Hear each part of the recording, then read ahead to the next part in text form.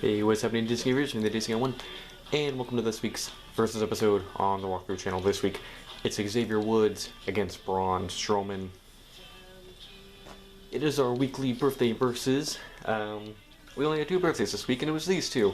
It was Xavier Woods' birthday on September 4th, he turned 37, and Braun Strowman's birthday, September 6th, he turned 40. The big 4-0.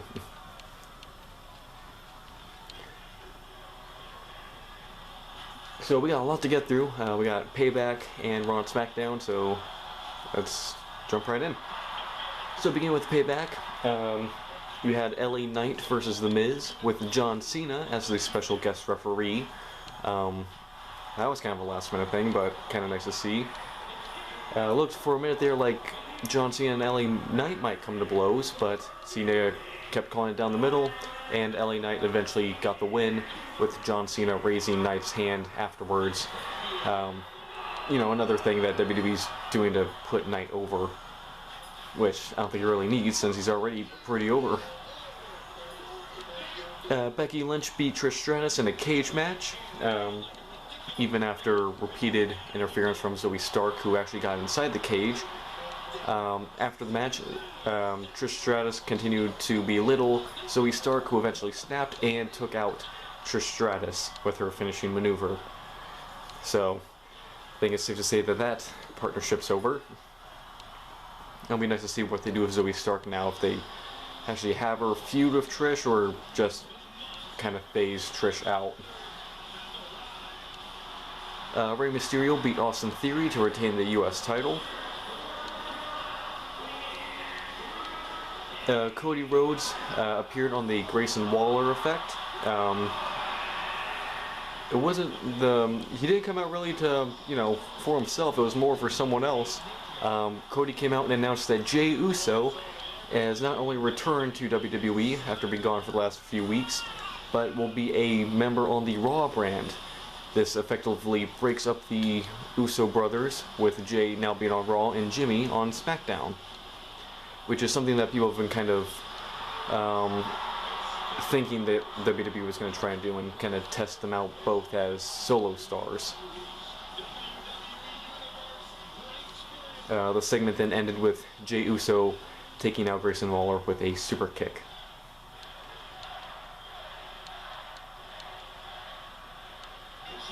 Alright, here we go. Oh god. This is a bad idea.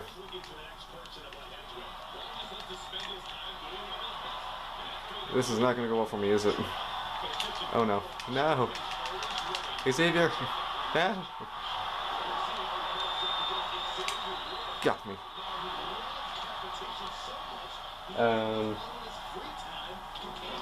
Finn Balor and Damian Priest beat Kevin Owens and Sami Zayn to become the new undisputed WWE Tag Team Champions, and what was probably the biggest shock of the night in terms of results. I don't think anyone saw that one coming. It was thanks to repeated interference by both Dominic Mysterio and Rhea Ripley, including Rhea Ripley spearing Kevin Owens, I believe, through the barricade, which, that's fun. That was fun to see.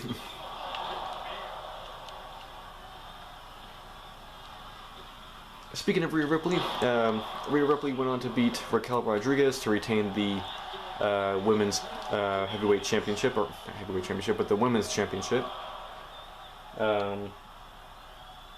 And Seth Rollins beat Shinsuke Nakamura to retain the World Heavyweight Championship. After the show went off the air, Nakamura actually attacked Seth Rollins, who was making his way back up the ramp. This wasn't seen on air, but was recorded and shown on Raw the next night. Speaking of Raw, going into Raw, the big match of the night that they were building up to all night was Gunther versus Chad Gable for the Intercontinental Championship. The big intrigue of this match was if Gunther retains, he will officially break the record for the longest reigning Intercontinental Champion of all time.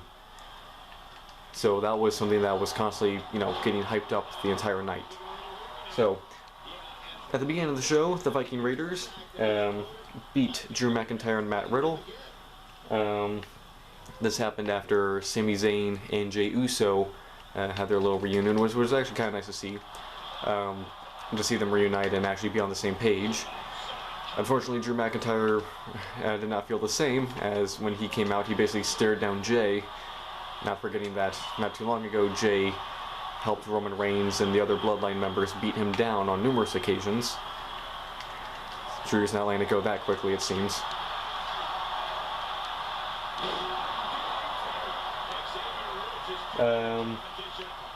Shinsuke Nakamura faced Ricochet. Nakamura ended up getting disqualified after attacking Ricochet with a steel chair. Afterwards, Seth Rollins came down to help Ricochet fight off Nakamura, who then ran off. Shayna Baszler beat Zoe Stark. Not the best introduction. I mean, I will say, it actually probably was the best way to introduce her as a genuine, singles competitor, because it wasn't a squash. It was a very hard-fought fight that made both of them look good.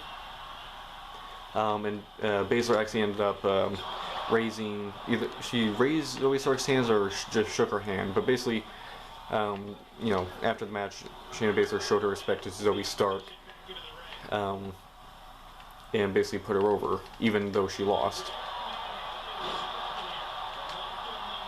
Uh-oh. Oh no. No.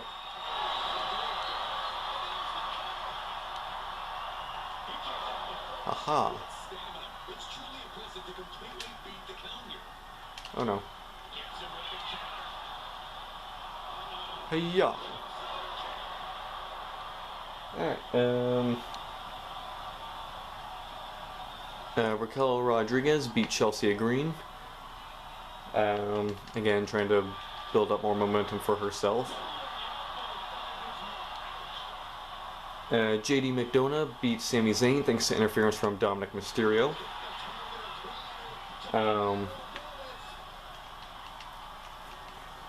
After the match, Sami Zayn tried out. Hold on. Ow. Ah, you missed. After the match, Sami Zayn tried to get his hands on Dominic, but was then taken out by JD before he could do much damage to get his revenge on Dominic.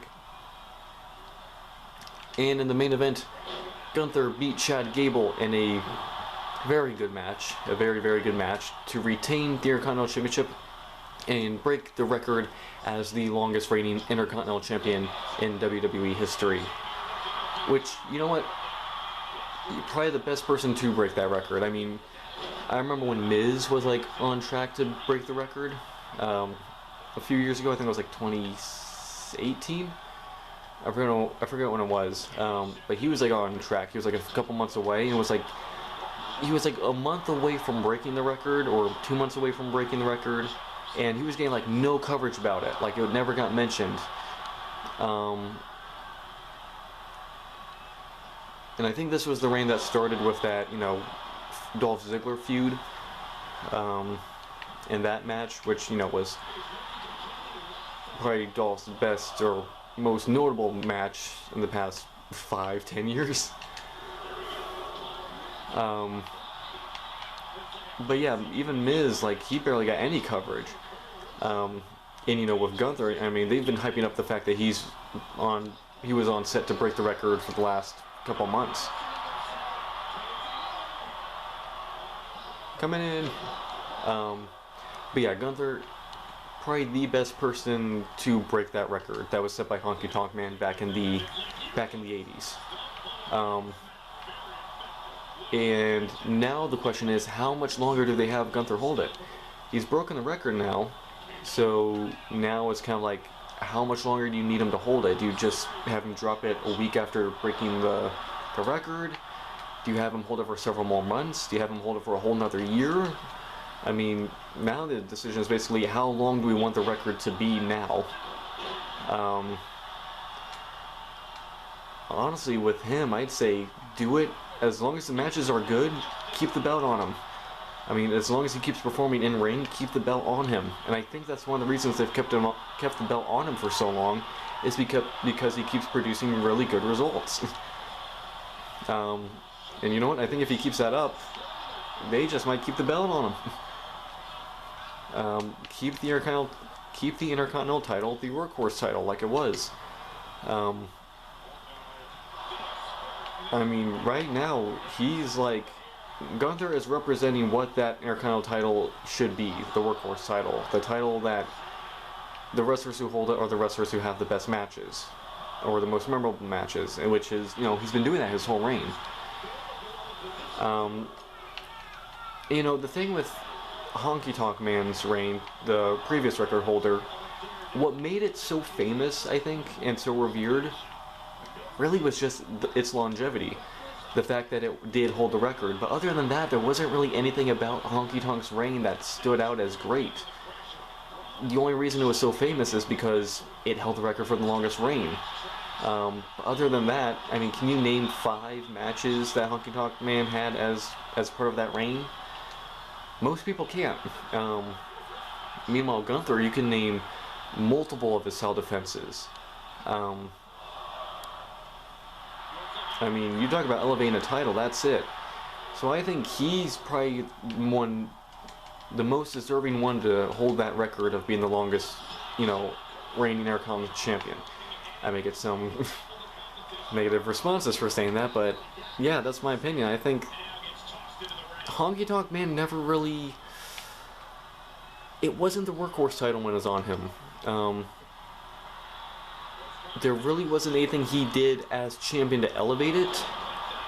It was his reign as a whole that elevated it, but I don't even know if it did that. I mean, don't get me wrong, when you think of the Intercontinental Championship, you're going to think of Honky Tonk Man because he held that record for so long. But you don't think about him because of the matches he had while holding it. You just think about it because he had the record. And like I said, that was probably the most famous part of his reign, just the fact that it was the longest. Nothing about it stood out. With Gunther, not only do the matches stand out, but now the fact that it's now the longest reign.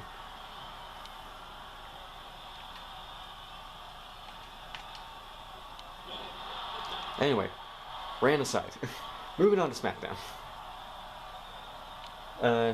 Shotzi and Charlotte Flair beat Bayley and Io Sky. Again, I don't think Io Sky's won a match since becoming Women's Champion.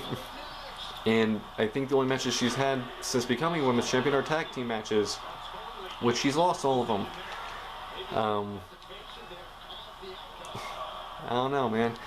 But the big thing about this match wasn't the fact that Shotzi lost again, or that, oh, not Shotzi, Sky. Have I been saying Shotzi this whole time? I meant Sky. Wasn't that Sky lost or that Shotzi and Charlotte Flair won. It was that Asuka returned afterwards.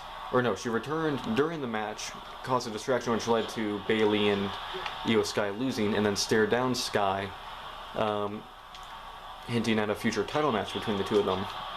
And something that got brought up is the fact that Asuka was really the last person to hold the title. She lost it to Bianca Belair, but then Bianca Belair immediately lost it to Sky, who cashed in. So Asuka still has her rematch that she never got. So it looks like that might be where they're going with that.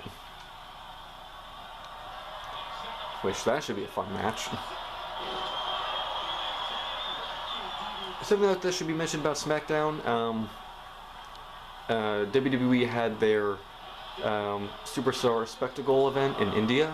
It was either yesterday on Friday or Thursday.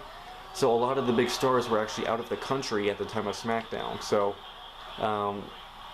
a lot of the big stars weren't on SmackDown. So you had a few of them. You had a few of the big main event people, but a good chunk of people were still, you know, they weren't even in the country. I think that's what it was. I can't remember when exactly Superstar Spectacle was. But from what I've heard, nothing really of note happened there. Like, no title changes, no big, you know, rivalries, had matches, so it's basically just a big scale house show, if that makes sense. So, continuing with SmackDown, LA Knight beat Austin Theory.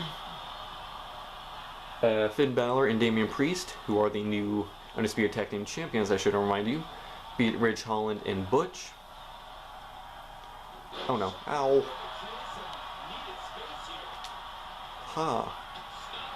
Gotcha coming in. Get out here. And in the main event of the night, AJ Styles beat Jimmy Uso. After the match, the Judgment Day came out and attacked AJ before sending him back in the ring to be taken out by Solo Sikoa. Now, the interesting thing about Jimmy and, you know, his whole thing on SmackDown is that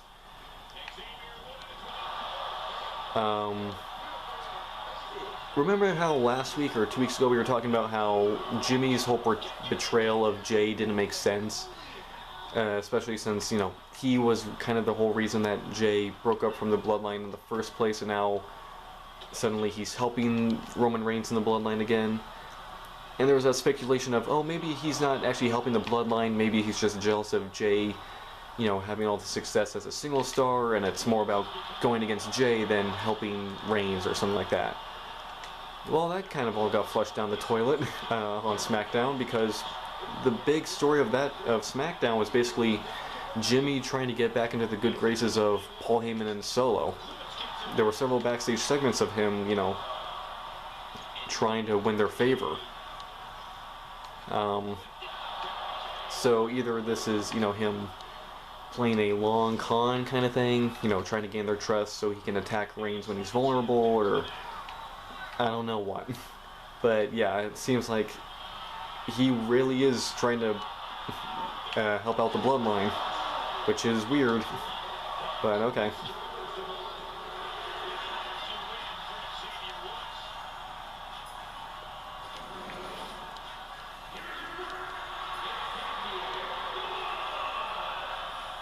But yeah, that was it for SmackDown. I think it was like, what? It was like 4 matches? Like I said, a lot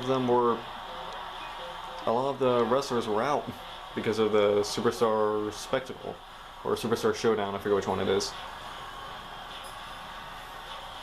But yeah. So, hope you guys enjoyed this video. Make sure to like, comment, and subscribe. I make new videos all the time.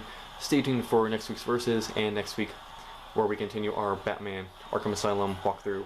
Let me know in the comments below what you guys thought of Payback, Raw and SmackDown, what you guys think of Gunther officially becoming the longest reigning Intercontinental Champion. And let me ask you guys, how long do you think he should hold the title for now? Because now, there's no real limit anymore. Before, you know, when he was on track to break the record, there was like a certain time frame that he was aiming for. It's like, okay, it's like he needs it for 1 more month. Okay, he needs it for 20 more days. He needs it for 1 more week. Now it's like, how much longer does he really need it? He doesn't really need it anymore, because he set the record. A record that's probably going to stand for another 30, 40 years. Or 10 years, whatever. We'll see if WWE finds someone that they think is worthy, but I don't know. But yeah, let me know what you guys think of that in the comments below. Make sure to like, comment, and subscribe. Guy01 and Xavier Woods signing out. Bye, guys.